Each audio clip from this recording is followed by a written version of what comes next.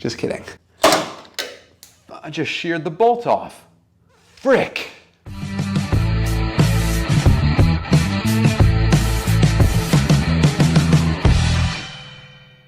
What's going on, everybody? Welcome back to Ed Gasket. Today we're working on our most exciting video yet regarding our Jeep Wrangler rebuild, because not only are we going to reassemble this Jeep today, but we're also, don't quote me, going to take it on its first test drive.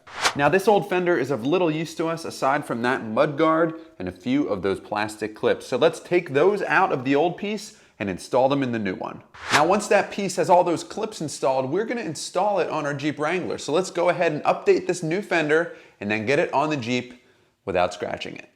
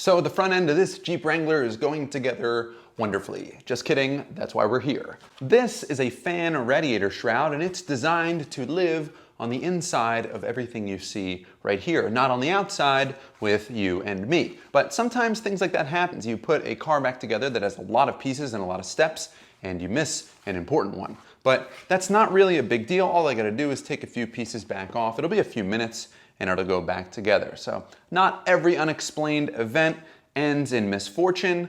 Now, most mistakes have a silver lining, except for this one, of course, was just stupid.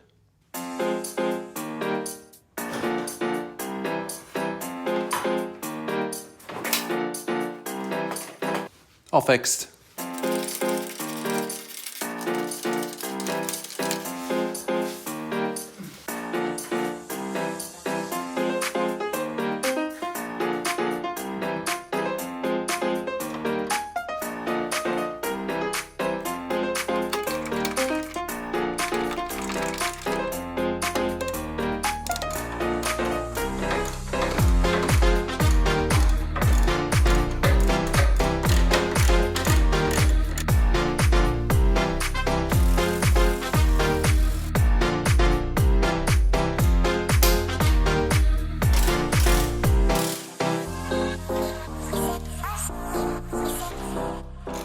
I think part of the reason why I'm having such a hard time getting these bolts in is because I didn't really do much preparation on the threads when I was painting and clear coating. You can imagine clear coat is really thick when it dries. It's probably like a built-in thread locker, but they're going in. It's just a struggle. Really, I just feel bad for the next guy or whoever has to take this thing apart. Sometimes I like to sell these vehicles before I post the video. Just kidding. I just sheared the bolt off. Frick! Yep, sheared the bolt right off, so I'm gonna have to drill that one out and replace it. That should be no problem at all. So I'm gonna take care of that. I'm gonna button up the other side and then I'll meet you guys back on top so we can run some of the wiring harness back through. Rats.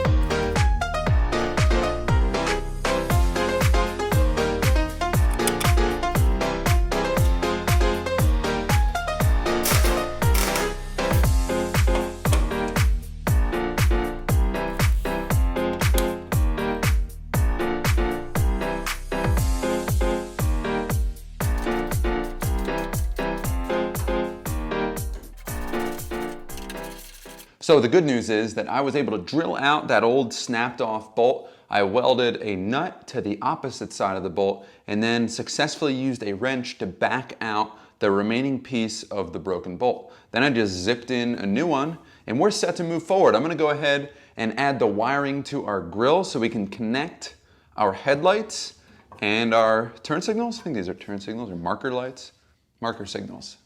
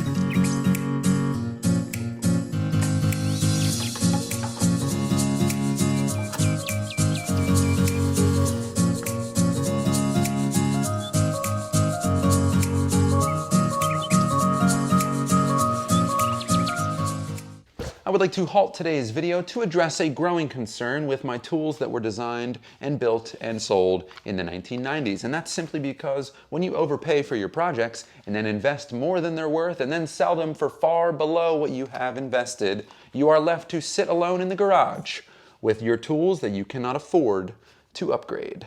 Back to the video.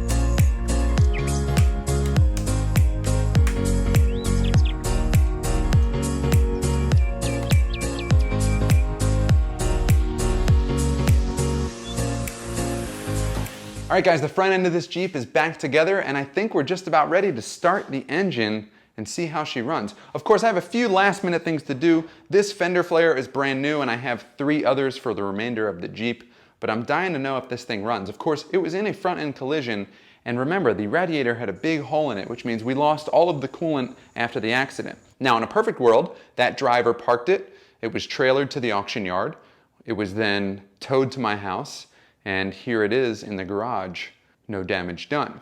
Worst case scenario, it was in an accident, someone continued to drive it without any coolant, and this engine has overheated and is useless to us. Now, fortunately, a new engine is about $1,900. Compare that to the Porsche 911 engine that I wanted to buy in our last build, that was $20,000. So worst case scenario, we just take the engine out of here and put in a new one. But I'd love to not have to do that. So let's fill this cooling system up with coolant. It takes a little bit under 3 gallons. And then of course we'll connect our battery and then we'll be ready to go. All right, so we have fluids. We have gasoline, I think. Our battery should be good. I did hook up a jumper pack to it. It's kind of dark in here because the hood is still up. Because although it's really important that I'm in here to see the vehicle start, what's most important is that we get outside to see the engine bay to make sure there's no fluids gushing anywhere. But we made it. Here we are. Here's the key. 2002 Jeep Wrangler TJ. Starting in 3, 2, 1.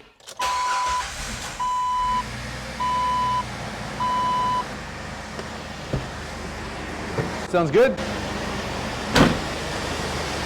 So far, so good. Any leaks? Nope. Well, so far, so good. I don't see any problems. I don't know what I'm even looking for, but in terms of problems, I don't see any. I'm gonna top off the coolant. I imagine there's tons of air in the system since this is essentially completely dry when we're starting. Figure it'll take, I think it's 10.5 quarts that the internet says I need. The internet is nearly always right. And that's not even a joke. People joke, like, don't listen to the internet. You just gotta know what sources you're getting your information from. Wikipedia, for instance, said 10.5 quarts. I think we should clean up the garage so that I can drive out of it. Let's take this thing for a little loop around the neighborhood. Salvage title, so I don't have any paperwork or license plate. I'm not really sure how that works. We're gonna figure it out though, and I'm gonna share with you the entire process from start to finish. So let's make sure this goes forward and backwards, and then we can celebrate. You know, I was actually thinking, when would be a better time to take the doors off of your Wrangler than for its first test drive? It looks like it's just one strap. I've actually never taken the doors off a Jeep like this. Come on, baby. Oh, whoa.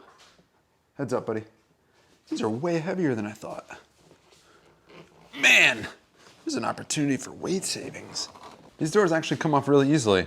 You know, something you never see is a Wrangler with one door removed and one door still on. Actually, I think that's how we'll take our Wrangler for its first test drive. I'm gonna leave this driver door on and just drive around with the passenger door off. All right, this is really exciting. This is our first test drive to see if our transmission works. I really like the one door off, one door on kind of thing. It's like people that drive around their Lamborghinis without the rear bumper. We should start a Jeep thing where people drive around with one door off. Okay, oh, yep, gotta open the garage door.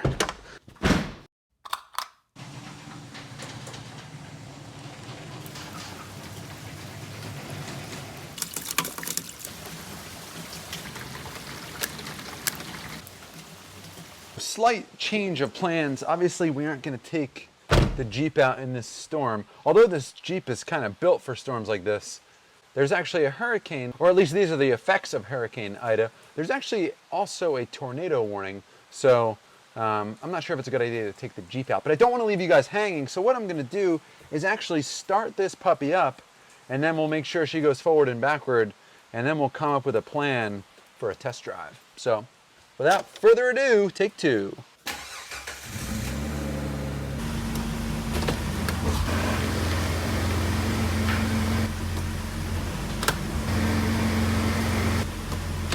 Guys, it's actually the next day. We did have a severe weather alert overnight, and I wanted to wait that out before we took this Jeep for its first test drive. So let's go ahead and get it outside and see how it moves, because today we're gonna take this Jeep to get inspected.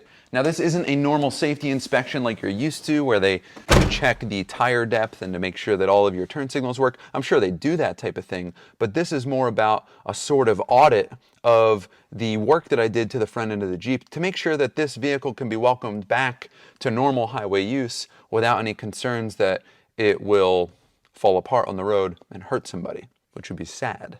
Now, before we take it for its inspection, I think it's a good idea to take it out locally, make sure it starts, drives, runs, and stops appropriately, gets up to running temperature without overheating, make sure we have appropriate fluid levels after we take it for a small drive. That way we don't waste our time taking it to the inspection station just to find out that this thing is not good to go. So my initial impression of this vehicle is that it runs, drives, stops, and starts no problem, shifts through all the gears. And although that's a major weight off of my shoulders, the real issue is that we need this vehicle to pass the safety inspection. So without further ado, what do you say we head over to the inspection station and see how she does?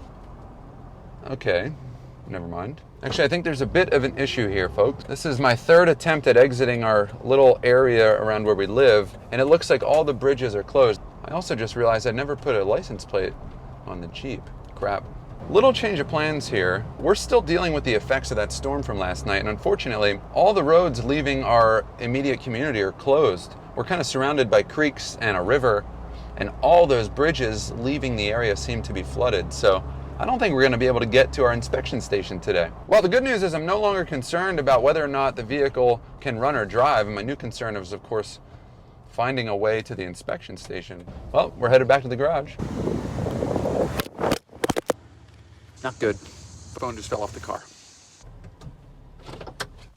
Guys, if you are like me and you are interested in finding out as to whether or not our Jeep Wrangler and the repairs that we did to the front end will pass the safety inspection, be sure to subscribe to Ed Gasket by clicking the link right here, and then head over to Ed Gasket Garage on Instagram so you can see updates on this build and every other build between our YouTube videos. Otherwise, guys, if you need us between now and our next one, Hudson and I will be in the garage.